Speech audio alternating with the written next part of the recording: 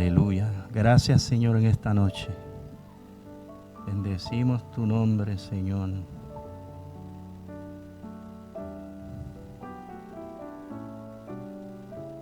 Gloria a ti, mi Dios. Santo eres, Señor. Gracias, Señor. Te ruego, Padre mío, que tu Santo Espíritu en esta noche nos dé la palabra, Señor. Ayúdanos a hablar, Señor, de tu grandeza, Padre, de tu grande misericordia, mi Dios, para con los hijos de los hombres. En el nombre precioso de Jesucristo.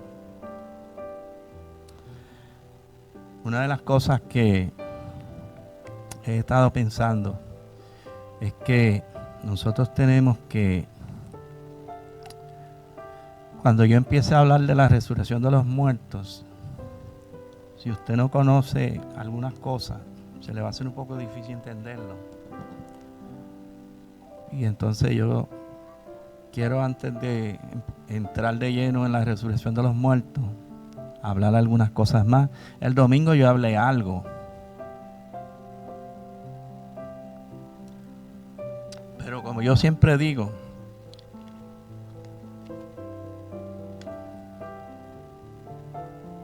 nosotros podemos hablar dando pasos grandes, ¿verdad? Pues de aquí brinco aquí, de aquí brinco aquí, de aquí brinco allá. Pero cuando enseñamos, pues entonces estamos aquí, trabajamos aquí, para después pasar allá y así. No es tanto como dar un paso y pasar, mencionar y seguir. O sea, hay veces que cuando predicamos lo que hacemos es que mencionamos, ¿verdad? A veces cuando predicamos mencionamos algunas cosas, pero no vamos de lleno al meollo de eso y hablar de eso, porque no es el tema que nosotros tenemos. Una de las cosas que nosotros tenemos que tener en mente es que nosotros somos la iglesia, ¿verdad? Cuando digo nosotros me refiero a la iglesia. Somos la tercera creación, ¿verdad? La primera creación que Dios hizo fue la creación de los ángeles, ¿verdad? La segunda creación fue la creación de Adán y Eva, el hombre que somos nosotros. Pero el hombre cayó. So, Dios se propuso entonces hacer una tercera creación, pero de una manera diferente. Él no la creó con sus manos, ¿verdad? Como Adán, que lo creó del polvo, sopló y puso vida en él. Dios ahora está creando un nuevo hombre. ¿Ve? Por eso es que cuando usted ve, por ejemplo, cuando Adán peca, el ser humano entró en una etapa distinta a la que el ser humano conocía. Porque ellos vivían en el huerto del Edén y su mente era sana. No había maldad en ellos, no había deseo de pecar, no había nada de esas cosas. ¿Vio? Pero cuando ellos caen, se apodera de ellos una naturaleza diferente a la que Dios creó. De ahí es que salimos nosotros. Nosotros somos una creación de Dios, pero el enemigo de las almas, ¿qué hizo? Puso un germen de maldad dentro de nosotros.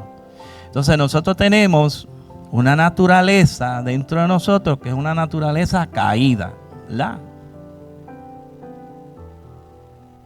En el capítulo 7 de Romanos habla de esa naturaleza caída.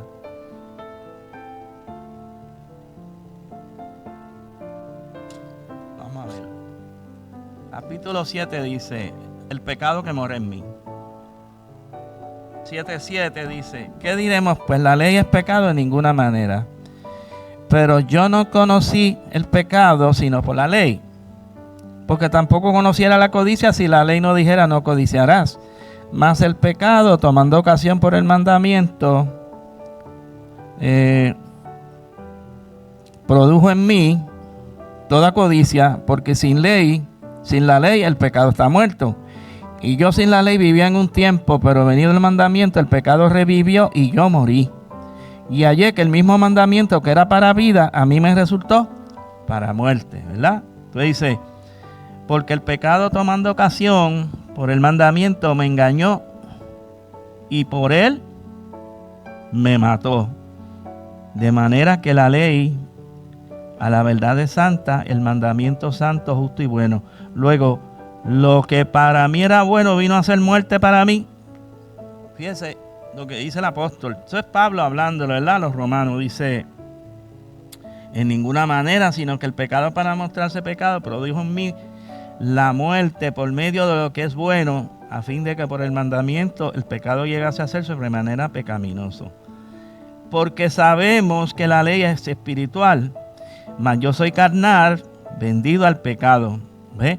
O sea, ahí Pablo empieza a hablar de la naturaleza que él experimenta dentro de él. Entonces dice, de manera, dice, porque lo que hago no lo entiendo, pues no hago lo que quiero, sino lo que aborrezco, eso hago. O sea, eso es un problema que tenemos los cristianos, ¿verdad? Cuando venimos al Señor y empezamos en el Señor, empezamos a ver que hay una naturaleza en nosotros que nos arrastra al pecado.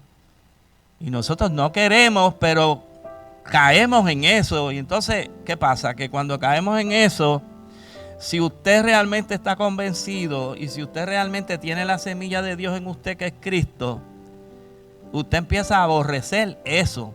Y usted empieza a aborrecer esa naturaleza que hay en usted que lo arrastra a hacer cosas que usted no quisiera. ¿Verdad? Eso es algo que nos pasa a todos. Hay una naturaleza en nosotros que nos arrastra a pecar. ¿Ves? Es lo que está hablando el apóstol aquí. Mire lo que dice. Y si lo que no quiero esto hago, apruebo que la ley es buena. De manera que ya no soy yo quien hace aquello, sino el pecado que mora en mí. Y yo sé que en mí, esto es en mi carne, no mora el bien. ¿Vio? ¿Qué dice Pablo? Que en nuestra carne no mora el bien. O sea, porque el querer el bien está en mí. El querer el bien está en mí. El querer el bien está en nosotros. Pero no era hacerlo. ¿Vio? O sea, por eso es que cuando nosotros venimos al Señor, comenzamos a experimentar una lidia con esta naturaleza. Una guerra con esta naturaleza. Entonces empezamos a darnos cuenta que nosotros no podemos agradar a Dios. Nos damos cuenta que no podemos. ¿Vio? Ahora vamos a seguir leyendo a ver lo que dice el apóstol. Porque no hago el bien que quiero, sino el mal que no quiero, eso hago. Y si hago lo que no quiero, ya no lo hago yo, sino el pecado que mora en mí. Así que queriendo yo hacer el bien, hallo esta ley, que el mal está en mí. Porque según el hombre interior, ok, importante ese verso. ¿De qué está hablando ahí? Del hombre interior. Dice, me deleito en la ley de Dios. Entonces, el hombre interior que hay en nosotros, que es el hombre que Dios está formando, se deleita en la ley de Dios. ¿Vio? Entonces dice, pero veo otra ley en mis miembros que se revela contra la ley de mi mente y que me lleva cautivo a la ley del pecado que está en mis miembros. Escuche. Por eso es que nosotros nos damos cuenta que hay seres humanos que son arrastrados a pecar deliberadamente, ¿ve? Y pecan y pecan y pecan y no pueden parar de pecar. Estamos hablando de seres humanos comunes, ¿verdad? Seres humanos que viven en cierta clase de pecado. Hay gente que dice, yo fumo y quisiera dejar de fumar, pero no puedo. Mi primo tenía cáncer del hígado. El doctor le dijo, te vamos a poner en lista para un trasplante de hígado. Y el doctor le dijo, ahora, tú no puedes tener ningún tipo de vicio. No puedes fumar, no puedes meterte droga, no puedes beber alcohol, no puedes hacer ninguna de esas cosas. Porque cuando nosotros te llamemos, tú tienes que estar listo para ir a la sala de operaciones para hacerte un trasplante de hígado. Porque eso no es como la gente se cree. O sea, un trasplante de hígado viene cuando una persona que tuvo un accidente está en coma, está muriendo y vienen los médicos y dicen, no, él donó los órganos. pues antes de que esa persona muera por completo, inmediatamente a la que muere, ahí rápido se llevan el cuerpo, lo llevan y sacan el hígado, que está vivo todavía. Entonces le dan, lo ponen en unos líquidos y unas cosas, y eso va directamente al hospital donde está la persona que le van a hacer el trasplante. Pues mi primo fumaba. Mi primo se metió droga desde joven. Era más joven que yo. Se metió droga desde joven. Yo recuerdo que por allá por los años, yo creo que fue como en los 80, yo empecé a predicarle. Y se arrepintió, lo llevé a la iglesia y se arrepintió. Y salió de la iglesia, bueno, él mismo contándome después, me decía, no, aquel día que yo fui a la iglesia contigo, que oraron por mí. Me dice, muchacho, yo salí de allí que parecía que yo iba andando en el aire, me dice. Yo me sentía tan bien, una cosa me dijo que me pasó, que yo nunca me había pasado eso. Y yo me sentí tan bien. Pero como a la semana se fue para allá a hablarle a unos adictos a las drogas que eran amigos de él. Que se metían drogas y allá el diablo lo agarró en ese truco y se metió droga con ellos y estuvo 30 años metiéndose droga después de eso. 30 años. Y cuando me dijeron que tenía cáncer en el hígado, yo volé a Wisconsin a verlo. Porque nos criamos juntos desde niños, éramos como hermanos. Y lo fui a ver. Me senté con él y le dije, bueno, yo me quiero sentar contigo y hablar contigo. Nos sentamos en la mesa y lo tuve más de una hora hablándole. Y ahí fue que él me contó, no, fue verdad, primo, me dijo, yo, aquella vez pasó y esto. Pero ahora mismo, mira, me dijo, me iban a hacer un trasplante de hígado. Pero cuando me hicieron el examen, encontraron que yo tenía nicotina en el cuerpo y me rechazaron. Me dijo, me rechazaron. Y no me pude hacer el trasplante de hígado, ya que tenían el hígado para mí todo, no me lo pude hacer. Entonces, y yo le dije, ¿por qué? Me dijo, primo, que yo no puedo dejar el cigarrillo. Yo, que no. Yo le dije, bueno, yo voy a orar por ti hoy a ver si el Señor te quita el cigarrillo. Oré por él ese día, le hablé, oré por él y estuvimos ahí como 2 días más y después se fue para New Jersey y yo no lo volví a ver. Pero yo lo llamaba a la hija que era cristiana. La hija era adicta también. Él la sacó de un shooting. Ella vivía en una casa abandonada, pudriéndose con otros más allí, metiéndose droga, que eso es lo que hacen ellos, se meten en esos lugares a meterse droga y a morirse ahí. Y él la encontró y la sacó de ese shooting, la llevó a un programa y luchó con ella para él sacarla del vicio. Y ella se convirtió al evangelio y ella fue la que lo ayudó a él. Y antes, como 2 semanas antes de él morir, porque ya el hígado, o sea, el hígado estaba ya pasando facturas, ya él no tenía oportunidad. Pues fue a una iglesia allá, que la hija lo llevó a una iglesia, le oraron, el pastor oró por él, él pasó al frente y supuestamente dejó de fumar. Se arrepintió y dejó de fumar. Cuando él muere, yo fui a New Jersey para estar en el funeral. Y le puedo decirlo honestamente, mi hermano, ese hombre tenía una sonrisa en su rostro. Y yo lo retraté, yo tengo retrato y todo. Yo dije, wow, sé que se fue con el Señor, porque se le veía la cara, yo no sé. Hay personas que cuando mueren en pecado, yo no sé si usted lo ha notado eso, hay personas que cuando mueren usted le ve la cara que se le pone como negra, una cosa, se pone feo, rápido, una cosa. Pero él no, él tenía una sonrisa. Cuando yo lo miré, yo dije, wow, Señor, gracias, porque yo sé que Él se fue contigo. Porque una persona que muere con una sonrisa en sus labios es porque el Señor estaba ahí, el ángel, y se lo llevó. Porque yo te puedo estar seguro que cuando el ángel de la muerte viene a llevarse a uno, no le dan ganas de reírse a nadie, ¿sabes?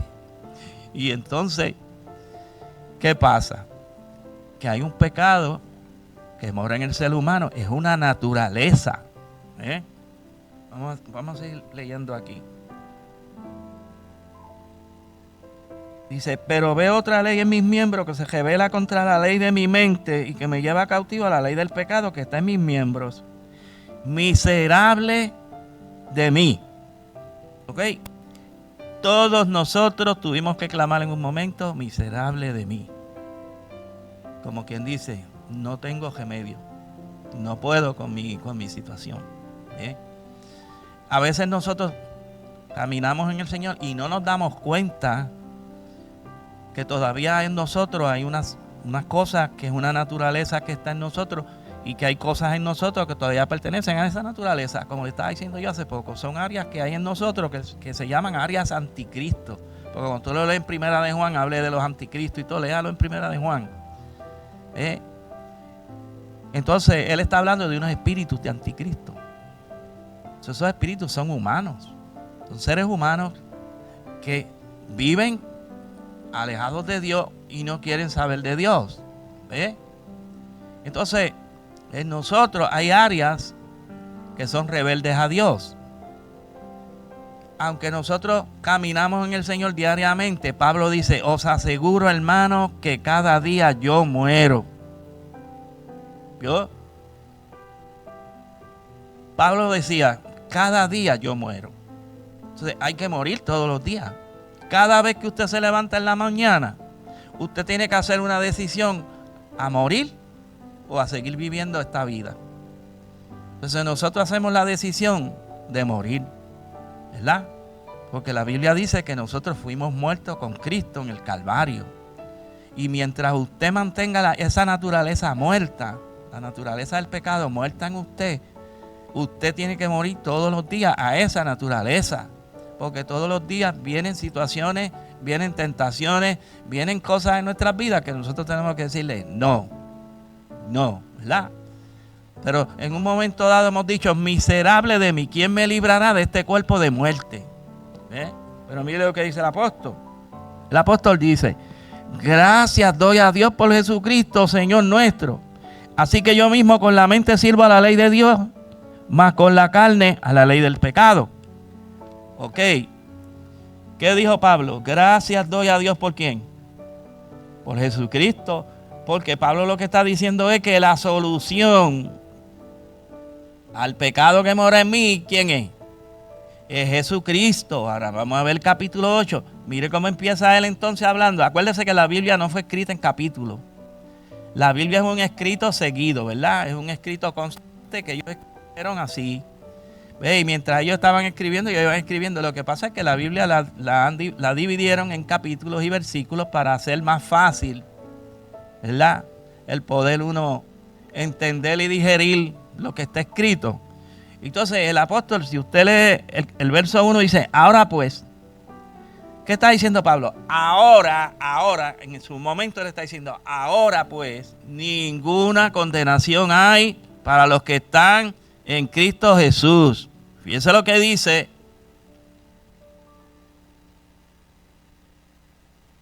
Porque los que no andan conforme a la carne, sino conforme al Espíritu. Fíjense que Espíritu está escrito con letra mayúscula, se refiere al Espíritu Santo. Porque la ley del Espíritu Santo, de vida en Cristo Jesús, me ha librado de la ley del pecado y de la muerte. Ahora, ¿fuimos librados de la ley del pecado o no? Sí, Dios dice ahí, fuimos pecados de la ley del pecado y de la muerte.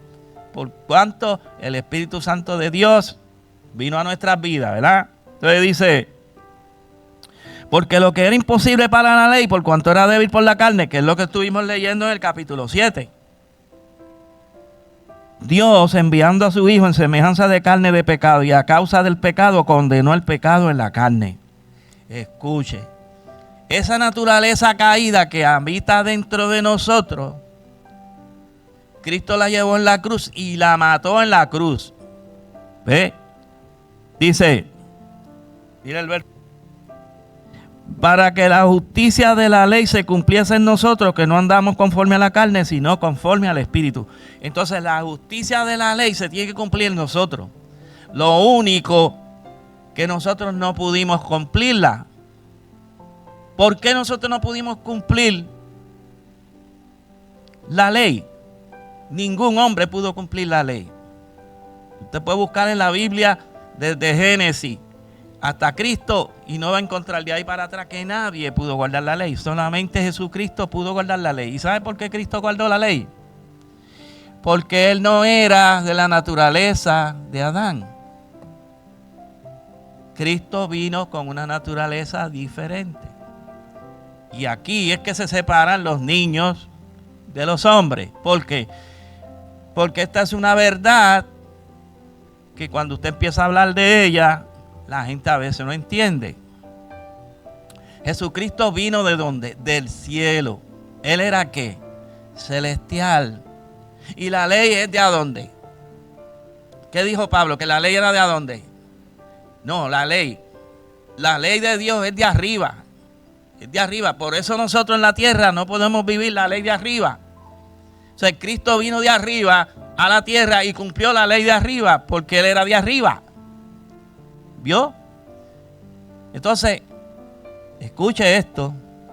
Dios se propuso que para nosotros poder guardar la ley y vivir la ley, solamente lo podemos hacer a través de Jesucristo. ¿Vio? ¿Qué es lo que dice ahí? El verso 4 dice, para que la justicia de la ley se cumpliese en nosotros, que no andamos conforme a la carne, sino conforme al Espíritu. Porque los que son de la carne piensan en las cosas de la carne, pero los que son del Espíritu en las cosas del Espíritu. Entonces, para nosotros poder vencer esa naturaleza, ¿cómo tenemos que vivir? En el Espíritu. ¿Vio? Eso es algo que no se habla mucho. Lo que es la vida en el Espíritu. Aún los mismos pentecostales que hablan mucho de las carismas, de los dones, del bautismo en el Espíritu Santo, del hablar en lengua, de todo ese tipo de cosas, que es muy importante. Yo estuve hablando aquí más de un mes acerca de eso. Ninguna persona que no tenga esas cosas va a alcanzar el propósito de Dios. No es que no alcance a ser salvo.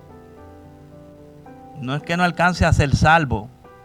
Pero para usted ser parte de la iglesia y alcanzar el propósito que Dios quiere y llegar a ser lo que Dios quiere que usted sea, usted tiene que pasar paso por paso. Esto es como dicen en inglés, step by step. No puede brincar paso. Usted, si está en los atrios del tabernáculo, usted no puede entrar al lugar santo sin antes pasar por un procedimiento. Los sacerdotes tenían que hacer unos ritos que ellos hacían y eso era un orden. Ellos no podían violar eso. No podían violar eso. Ningún sacerdote que no estaba digno para entrar ahí lo dejaban entrar. O sea, ya había una gente que eran como guardias en la puerta del tabernáculo y se veían que el sacerdote iba medio extraño. Espérate un momento. Tú no puedes entrar ahí hoy. Tienes que ir a santificarte y hacer lo que tienes que hacer para entonces poder entrar ahí. Entonces, nosotros hemos aprendido malamente que el evangelio es como algo que uno entra y ya uno tiene todo. La gente dice, no, yo tengo a Cristo en mi vida y como yo tengo a Cristo en mi vida, yo tengo todo. Y esto es por gracia. Aquí esto, aquí aquello. No, hermano, hay un procedimiento y hay cosas que nosotros tenemos que hacer. Por ejemplo, cuando Jesús le habló a las 7 iglesias, ¿qué le dijo? El que venciere tendrá esto. El que venciere tendrá esto. El que venciere tendrá esto. Son 7. No es yo vencí por ti, ¿verdad? No es yo vencí por ti. Es el que venciere. O sea, hay una parte que te corresponde a ti y a mí, que nosotros tenemos que vencer. Pablo dijo, vestíos del nuevo hombre creado según Dios en la justicia y santidad de la verdad. Entonces, yo tengo que vestirme del nuevo hombre. Eso no es que el Señor no me va a vestir. Yo me tengo que vestir. Él me dio la ropa, Él me dio lo que yo necesito. Es como si yo vengo y te digo, mira, toma, aquí está toda la ropa, vete allí y vístete. O te estás muriendo de frío, yo te digo, mira, aquí está el abrigo, póntelo. Y tú no te pones el abrigo, sigues muriendo de frío. Pero si el abrigo está ahí, yo te lo di, póntelo, chico. No te lo pusiste y moriste de frío. Entonces, lo mismo pasa. El viejo hombre, la Biblia dice que fue destruido. El viejo hombre Adán, que nosotros éramos, fue destruido. Adán fue destruido. Adán no se va a levantar en la resurrección de los muertos. No, es un hombre nuevo que se va a levantar en la resurrección de los muertos. Y es el hombre que es creado según Dios en la justicia y santidad de la verdad. No es Adán. Adán lo que le espera es la muerte. Todo Adán tiene que morir. Cuando usted viene a Cristo, el Adán suyo que usted era quedó atrás. Ya usted no es ese hombre pecaminoso. Ahora usted es un hombre y una mujer diferente, porque hay una naturaleza diferente en usted, porque usted fue engendrado por Dios. Escuche, Cristo fue engendrado por Dios en el vientre de María, ¿verdad que sí? ¿Verdad que sí? Entonces nosotros somos también engendrados por Dios. ¿Vio? Vamos a leer eso en la Biblia.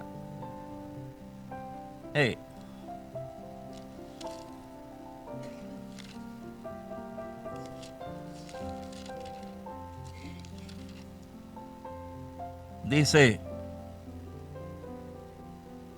mas a todos, verso 12 dice, mas a todos los que le recibieron, a los que creen en su nombre, le dio potestad de ser hechos hijos de Dios. Escuche,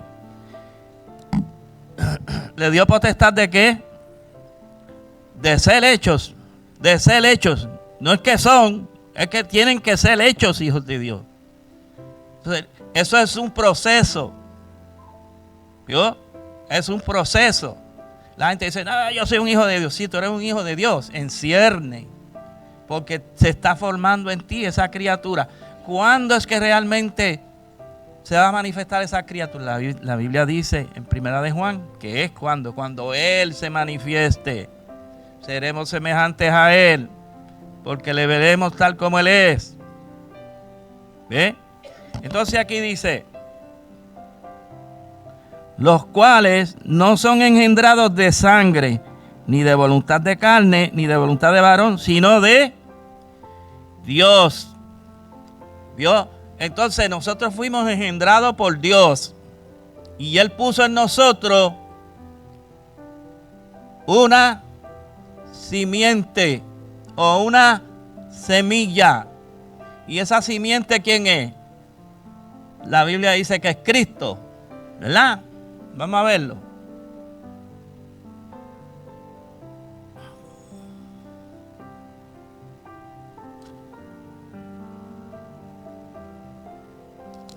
Gálatas, capítulo 3, verso 19.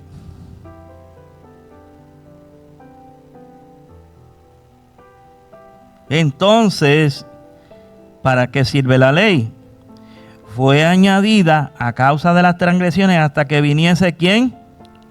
La simiente, a quien fue hecha la promesa y fue ordenada por medio de ángeles en mano de un mediador, ¿verdad?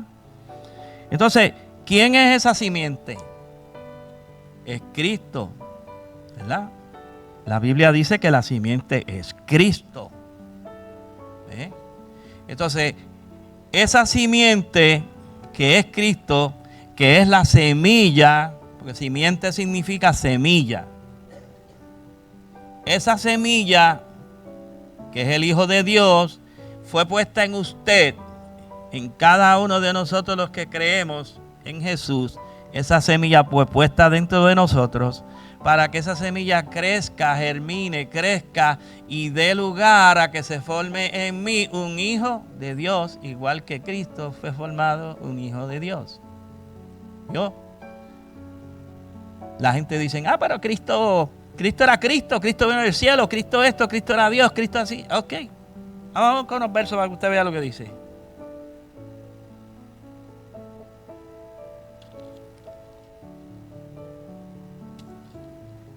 Dice, Cristo en los días de su carne, Hebreos 5, verso 7, ofreciendo ruegos y súplicas. Escuchen lo que hacía Jesús en los días de su carne. Está diciendo en los días de su carne, ¿verdad? Que lo dice claro. O sea, quiere decir que cuando Él estaba aquí, hecho un hombre, mira lo que Él hacía. Ofreciendo ruegos y súplicas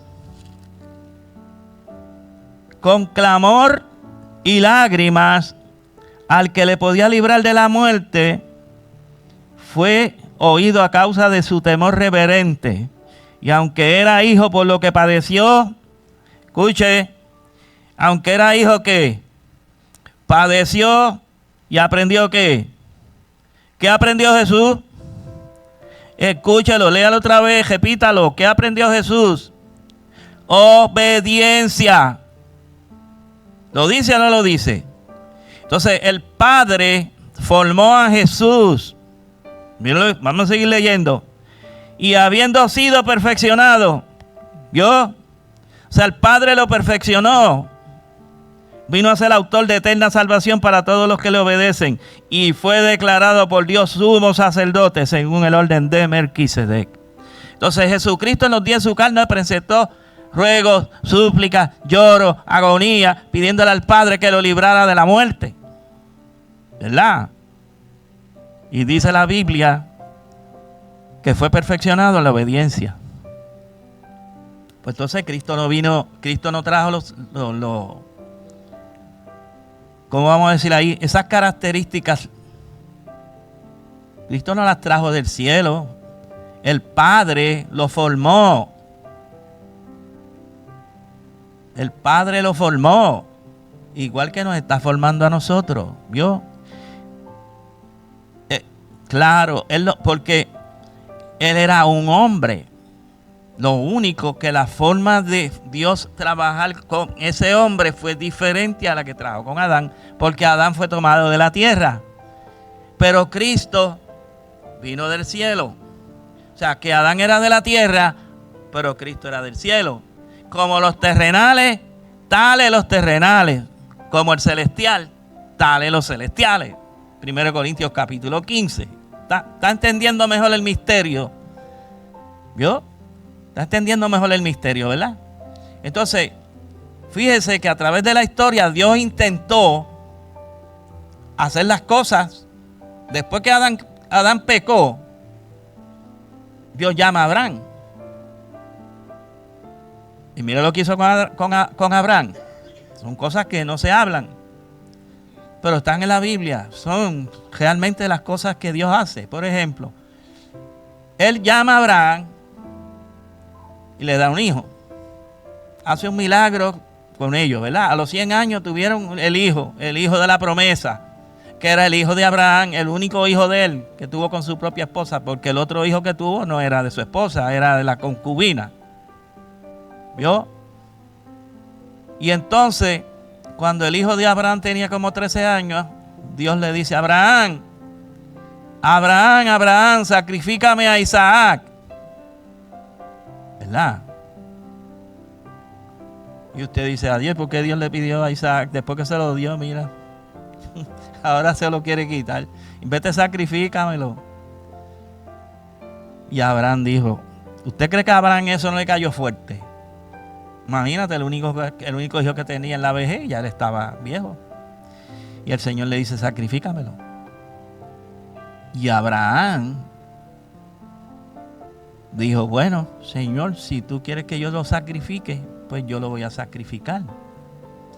Porque yo sé, Señor, que tú eres bueno, y yo sé que tú eres misericordioso, y yo sé que tú eres tan bondadoso, que aunque yo sacrifique a mi hijo, tú me lo vas a devolver de entre los muertos. O sea, tú me lo vas a resucitar. Yo lo voy a matar y tú me lo vas a resucitar y yo me lo voy a llevar para casa. Eso es lo que estaba en la mente de Abraham. Usted lo lee en hebreo. Entonces, ¿qué era lo que Dios quería? Él estaba buscando un hombre que estuviera dispuesto a hacer lo mismo que él iba a hacer. ¿Entiende ahora? Dios iba a sacrificar a su hijo. Entonces Dios estaba buscando un hombre que hiciera pacto con él y que estuviera dispuesto a hacer lo mismo que él iba a hacer. Entonces, después que Abraham hizo lo que iba a hacer, Dios le dijo: no, está bien, no lo mate. Porque ya él había visto el corazón de Abraham que sí lo iba a matar. ¿Vio? Dios le aguantó la mano: no lo mate. Y ahí él hace pacto con Abraham. Por Por eso le estaba buscando un hombre que estuviera dispuesto a dar su unigénito hijo, el único hijo que tenía Abraham, de él y de Sara. Era el único que él tenía, no tenía más ninguno y ya no iba a poder tener más ninguno. Y fue el hijo que ellos estuvieron esperando toda su vida. Y entonces Dios hace pacto con Abraham y le dice, bueno, yo quiero hacer un pacto contigo. Y ahí es que Dios hace pacto con Abraham. ¿Vio? Después, la tierra se dañó. El ser humano se corrompió. Se llenó de violencia. Se llenó de todo lo malo. ¿Y qué hizo Dios? Voy a exterminar esta generación y voy a acabar con todo lo que he hecho. Pero la Biblia dice que cuando Dios se decide para ir a exterminar al hombre, miró y vio a Noé. Capítulo 6 de Génesis, ¿verdad? Usted lo lee. Y dice que cuando él vio a Noé, él vio en Noé otra cosa. Él dijo, yo este hombre no lo puedo destruir. Este hombre yo no lo puedo destruir. Porque Noé amaba a Dios. Y ahí fue que entonces lo llama y le dice, Noé, pues tú vas a hacer esto y esto y esto y esto. Y tú vas a entrar en el arca con tu familia porque yo voy a destruir todo lo que hay. Y Dios destruyó todo lo que había. Los animales, la foresta, todo lo que había, Dios lo destruyó. Para empezar una nueva generación que tuviera temor de Dios. ¿Vio? ¿Y qué pasó? Se hizo el diluvio. Y Noé salió del diluvio. Hizo todo lo que hizo. Y entonces, después que Noé sale del arca y se acabó el diluvio y todas esas cosas, pues los hijos de Noé empezaron a reproducirse. Entonces ha pasado todo lo que ha pasado hasta que llegamos a Cristo. ¿Vio? Entonces Dios a través de las edades y de las épocas fue haciendo cosas, trajo la ley en el monte Sinaí, con la intención ya de él decir, mira, yo tengo que poner una ley, porque la Biblia dice que mientras no había ley, pues no había pecado en el mundo. ¿Por qué? Porque no hay una ley que te señale. Tú vas por ahí, si tú ves un semáforo que está apagado, pues tú sigues. Prende, tú dices, no, me tengo que parar. Lo mismo. El hombre pecaba y pecaba y pecaba. Y la muerte estaba enseñoreándose. ¡Ah, qué bueno! Estamos acabando con el género humano. ¡Ah, qué chévere! Todo está bien. Dice, y la muerte estaba reinando. Entonces, ¿qué hizo Dios? Dijo, no, pues espérate, yo tengo que parar esto porque la muerte se está gloriando de todo esto. Déjame establecer una ley para el hombre. Entonces Dios establece la ley. ¿Ve? Entonces que Dios establece la ley, entonces el hombre empieza a tener un poco más de conciencia, de decir, espérate, que esto es malo, yo no puedo hacer esto. Pero aún así, había una naturaleza dañada dentro del hombre que se rebelaba contra Dios y el hombre no pudo agradar a Dios. ¿Qué hizo Dios en última instancia? Lo que leímos en Juan.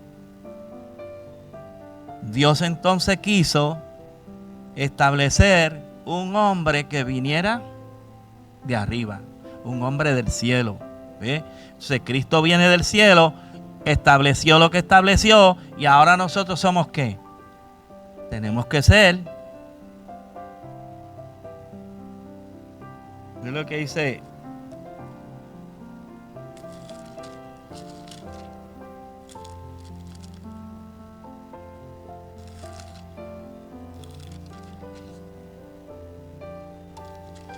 y es lo que dice aquí. Así también está escrito. 1 Corintios 15:45. Fue hecho el primer hombre Adán alma viviente, el postrer Adán espíritu vivificante. Mas lo espiritual no es lo primero, sino lo animal, luego lo espiritual. El primer hombre es de la tierra terrenal, el segundo hombre, que es el Señor, es del cielo. Escuche. Cual el terrenal, tales también los terrenales, y cual el celestial, tales también los celestiales.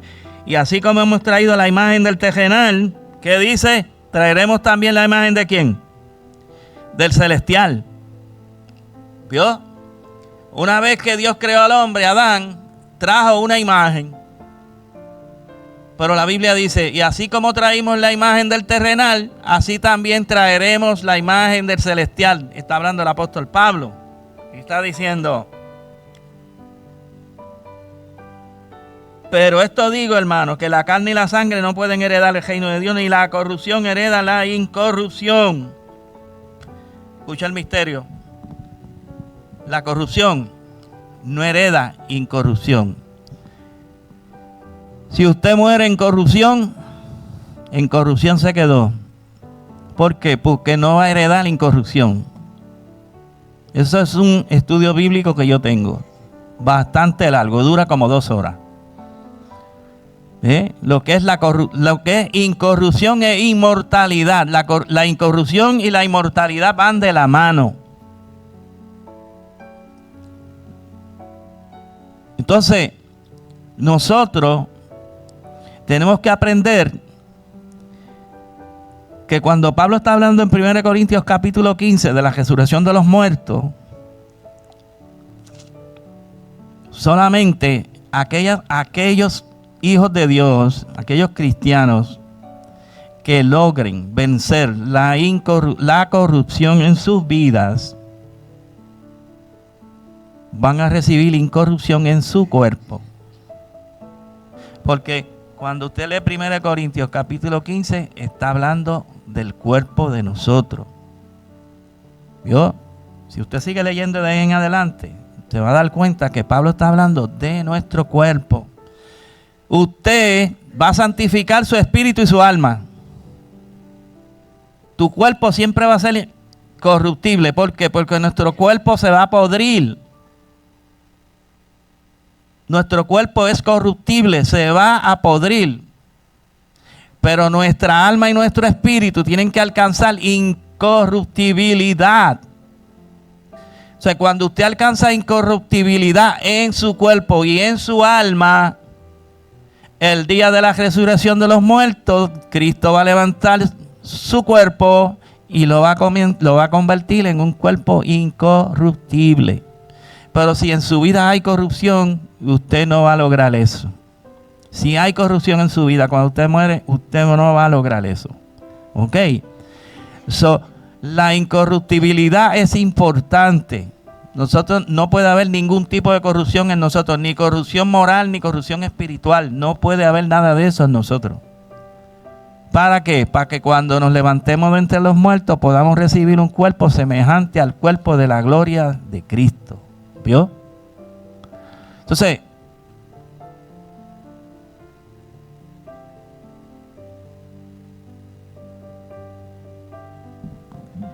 ¿qué usted opina de este tema? ¿Verdad que es un tema bastante interesante para hablar?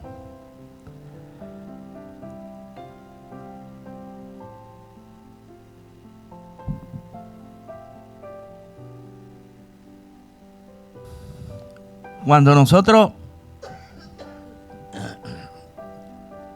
nosotros entendamos estas cosas bien y las internalicemos, ¿verdad? Nosotros vamos a comenzar a entrar en una dimensión espiritual donde ya nosotros conocemos ciertas cosas y esas cosas nos van a ayudar a nosotros a cambiar nuestra manera de pensar, porque la Biblia dice que nosotros tenemos que cambiar nuestro entendimiento, ¿verdad? Y nuestra manera de pensar tiene que cambiar para empezar a pensar como gente ya espirituales que no están viviendo conforme a lo que está pasando aquí abajo, sino lo que nosotros sabemos y conocemos de arriba. ¿Vio? Por eso es que hay tantos temas que yo a veces me desvío. Usted sabe que yo a veces me he desviado de lo que es como dijimos, el cimiento, ¿verdad? Para hablar algunas cosas porque yo entiendo que son muy importantes. Por ejemplo, mire, las diferencias entre los dos pactos. Nosotros tenemos que conocer las diferencias entre los dos pactos y qué significa una cosa y qué significa la otra.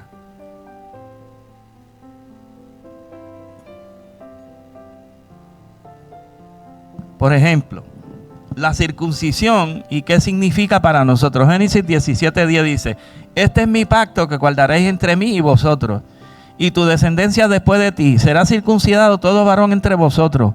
Circuncidaréis pues la carne de vuestro prepucio, y será por señal del pacto entre mí y vosotros. En Israel todo varón tenía que ser circuncidado al 8º día de nacido. Cristo cumplió esto. En Lucas 2:21 dice: cumplidos los 8 días para circuncidar al niño, le pusieron por nombre Jesús, el cual le había sido puesto por el ángel antes que fuese concebido. Ok, nosotros podemos hablar de lo que es la circuncisión, que era la señal del pacto, ¿verdad? Dios le había dado a ellos, a Abraham, un pacto, y le dijo a Abraham: ahora circuncídate. Después que Abraham recibió el pacto de Dios, fíjese, después, no fue antes. Abraham no se circuncidó para que Dios hiciera, no. Abraham se circuncidó porque Dios hizo. O sea, la obra vino después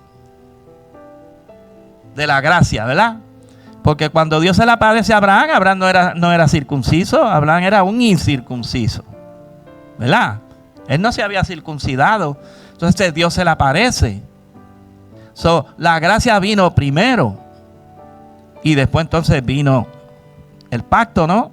Y hacer la circuncisión era parte, ¿para qué? Como dice ahí, como señal del pacto que Dios le había dado a Abraham. Entonces dice, eso es la circuncisión en el Antiguo Testamento. ¿Qué dice Nuevo Testamento? ¿Ve?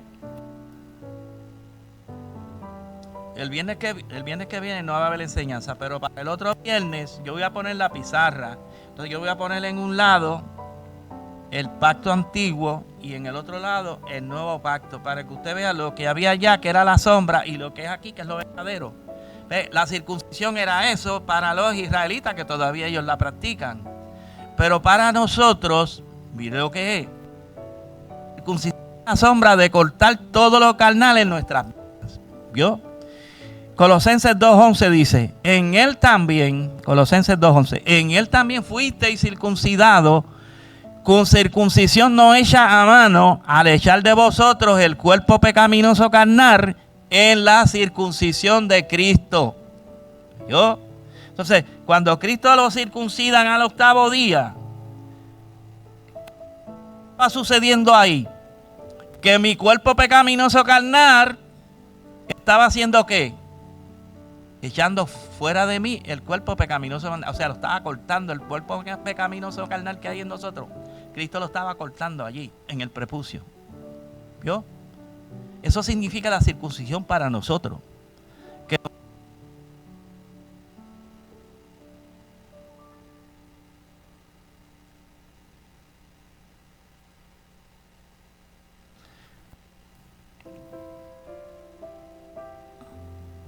el primer pacto comienza en Éxodo 12 con el sacrificio del Cordero Pascual. Éxodo 12:3 dice: hablad a toda la congregación de Israel diciendo, en el 10 de este mes tómese cada uno un cordero según la familia de los padres, un cordero por familia. El animal será sin defecto, macho de 1 año. Lo tomaréis de las ovejas o de las cabras y lo guardaréis hasta el día 14 de este mes. Y lo inmolará toda la congregación del pueblo de Israel entre las 2 tardes. Este escrito nos habla de Cristo cuando fue crucificado como el Cordero Pascual, ¿verdad? Fíjense que en el nuevo pacto, ¿qué representa entonces aquel cordero que ellos comieron en Egipto? Cristo como cordero fue llevado al matadero. Entonces la sangre nos habla de la sangre de Cristo que fue puesta sobre nosotros para llevar los pecados y librarnos de la muerte, como fueron librados los israelitas en Egipto cuando el ángel de la muerte pasó y no tocó a ningún israelita. ¿Vio? ¿Por qué? Porque la sangre estaba puesta en los dinteles de las puertas y en las ventanas, y el ángel pasó y vio la sangre y siguió. Estaban protegidos por la sangre. O sea, cuando tú vienes a Cristo, cuando una persona viene a Cristo, la sangre de Cristo te cubre, tú empiezas a ser protegido por la sangre de la muerte. ¿Vio? El ángel de la muerte ya no tiene autoridad sobre tu vida a menos que Dios le diga que ya es tiempo de él, tráelo. Así es eso. El antiguo pacto y lo que es ahora. Vamos a ver uno más. La salida de Egipto nos habla de la salida del mundo. ¿Vio? En el nuevo pacto, el salir de Egipto es cuando aceptamos el sacrificio de Cristo y nos arrepentimos para ir a hacer la voluntad de Dios. Luego vemos cómo Faraón intenta matar a los hijos de Israel enfrente del mar. Y Dios mata a Faraón y a todo su ejército. En 1 Corintios 10, del 1 al 2 dice, porque no quiero, hermano, que ignoréis. Esto es para ahora, ¿verdad? Eso fue lo que pasó. Ahora aquí Pablo nos está trayendo eso que pasó de una manera diferente. Mírelo bien. Porque no quiero, hermanos, que ignoréis que vuestros padres todos estuvieron bajo la nube y todos pasaron el mar. ¿Vio? ¿Quiénes fueron los que pasaron bajo la nube y el mar? Fueron los israelitas, ¿verdad? Que salieron de Egipto. Pero dice, y todos pasaron el mar. Todos en Moisés fueron bautizados en la nube y en el mar. La palabra bautizo significa sumergido o bajo la nube y bajo el mar. ¿Vio? Lo cual ocurrió con los israelitas, Éxodo 13, 21. Y Jehová iba delante de ellos de día en una columna de nube para guiarlos por el camino, y de noche en una columna de fuego para alumbrarles, a fin de que anduviesen de día y de noche. Ok. Cuando pasan el mar fueron bautizados en agua. Eso significa el bautismo en agua. ¿Vio? En el tiempo de ahora, cuando nosotros somos bautizados en agua, somos metidos debajo de las aguas. Es lo que ellos vivieron cuando cruzaron el Mar Rojo, porque todos en Moisés fueron bautizados en la nube y en el mar. Así que en Moisés ellos fueron bautizados en el mar cuando pasaron el Mar Rojo.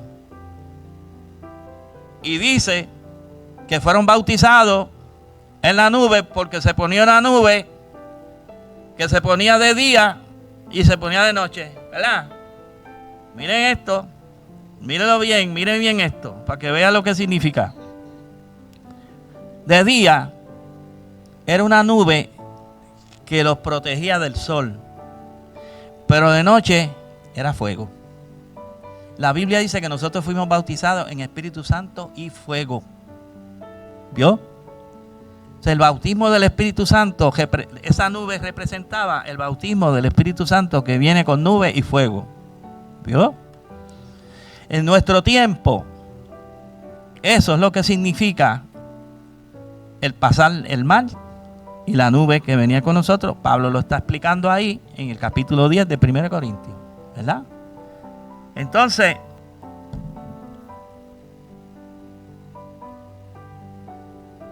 en Hechos 16:12 dice, yo he oído las murmuraciones de los hijos de Israel. Háblales diciendo, al caer la tarde comeréis carne, y por la mañana os saciaréis de pan, y sabréis que yo soy Jehová vuestro Dios. Y lo medían por gomer, o gomer, es el gomer, y no sobró al que había recogido mucho, ni faltó al que había recogido poco. Cada uno recogió conforme a lo que había de comer. ¿Qué era el maná? ¿Verdad?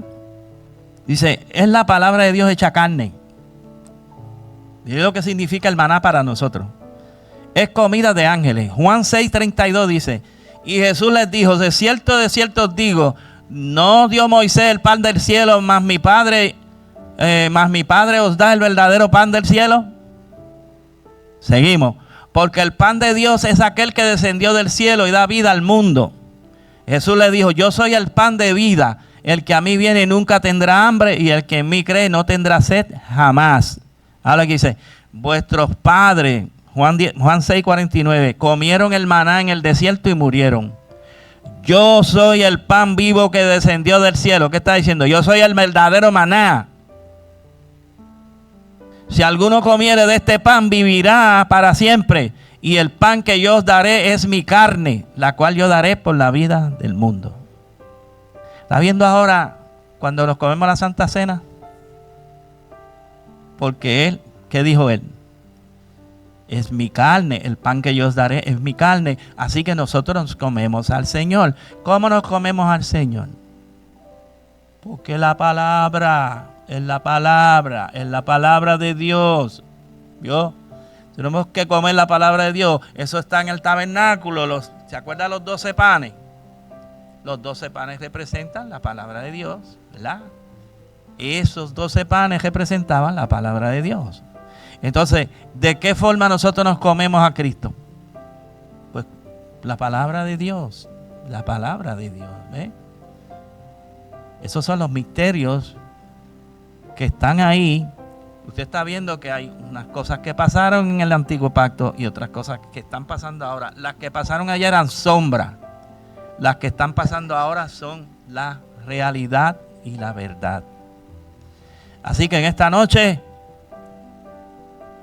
les dejo con eso, para que esta noche se acuesten analizando.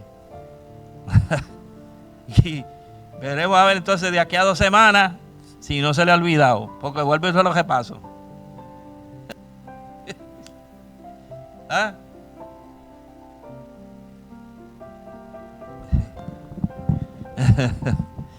Amén. Padre, te doy gracias en esta noche. Gracias, Señor, por darme la gracia de enseñar tu palabra. Oh, Señor, tú sabes que tu palabra dice cuánto amamos tu ley, Señor.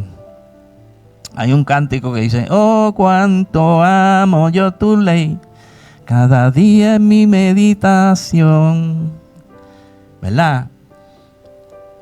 Hay salmos que son hermosos y que hablan de todas estas cosas en oculto, pero están ahí para nosotros, para deleitarnos en descubrirlas. Alabado sea el nombre del Señor. Gracias, Señor, en esta noche. Rogamos, Padre mío, que tú te glorifiques cada momento de nuestras vidas y nos ayudes, Señor, a seguir caminando en esta vida, sacando toda corrupción de nuestra vida, echando a un lado, Señor, toda corrupción, y que la criatura de Cristo se forme en cada uno de nosotros para lograr, Señor, alcanzar a ser hijos tuyos, Señor, como dice tu palabra. En el nombre poderoso de Jesucristo, Señor, yo te lo pido, Padre mío, y tu presencia está aquí en medio de nosotros, Señor. Aleluya. Gracias, Dios mío, por tu bondad. Gracias por tu misericordia. Tú eres grande y poderoso. Aleluya. Que el Señor bendiga a cada uno de ustedes en esta noche. Alabado sea Dios.